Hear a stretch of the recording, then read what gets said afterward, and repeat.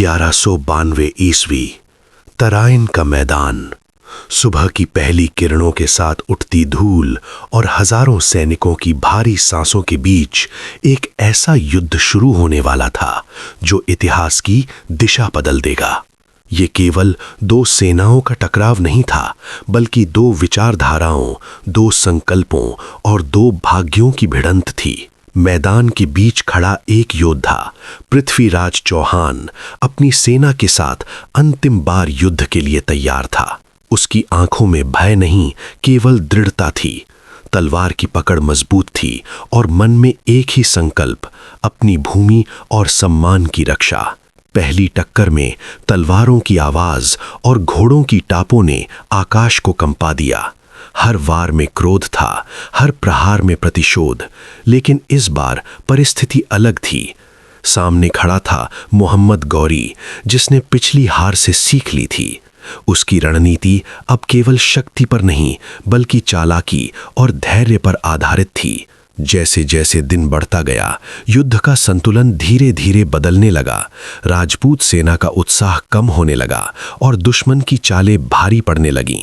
दोपहर के बाद जब सूरज अपने चरम पर था, तभी युद्ध ने निर्णायक मोड़ लिया।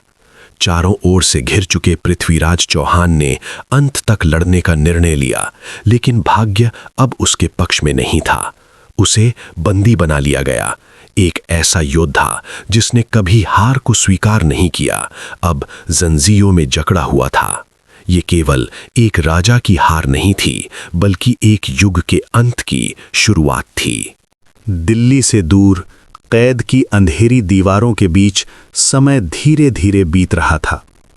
उसी अंधेरे में उसके साथ था उसका विश्वास पात्र कवि चंद बरदाई। दोनों जानते थे कि ये अंत नहीं हो सकता।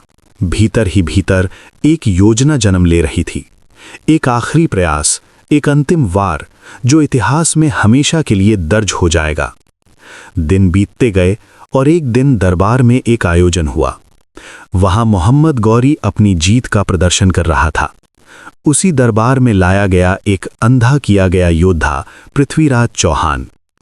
उसकी आंखें अब देख नहीं सकती थीं, लेकिन उसके भीतर की दृष्टि अभी भी जिंदा थी। चारों ओर हंसी थी, अपमान था, लेकिन उस शांत चेहरे के पीछे एक तूफान छुपा हुआ था। और फिर वो क्षण आया जब सब कुछ बदलने वाला था। चंद बरदाई ने एक संकेत दिया, एक ऐसा संकेत जिसे केवल वही समझ सकता था। ये संकेत था दिशा का, दूरी का और उस अंतिम लक्ष्य का। बिना देखे, केवल सुनकर, केवल महसूस करके पृथ्वीराज चौहान ने धनुष उठाया। समय जैसे ठहर गया, सांसें रुक गईं और अगले ही पल एक तीर हवा को चीरता हुआ अपने लक्ष्य की ओर बढ़ा। वो तीर केवल एक हथियार नहीं था, वो एक योद्धा का अंतिम उत्तर था। इतिहास के उस क्षण में जब सब कुछ समाप्त होता हुआ लग रहा था, उसी क्षण एक आखिरी प्रहार ने कहानी को अमर बना दिया। उसके बाद क्या हुआ, ये इतिहास की धुंध में खो गया, लेकिन वो क्षण हमेशा के लिए जीवित रह गया। ये कहानी केवल एक राजा की नहीं है, ये कहानी है सम्मान की, साहस की और उस अडिग विश्वास की जो अंत तक हार नहीं मानता। पृथ्वीराज चौहान आज भी केवल एक नाम नहीं है, बल्कि एक प्रतीक है, उस आखिरी तीर का जिसने ये साबित कर दिया कि सच्चा योद्धा कभी पूरी तरह हारता नहीं।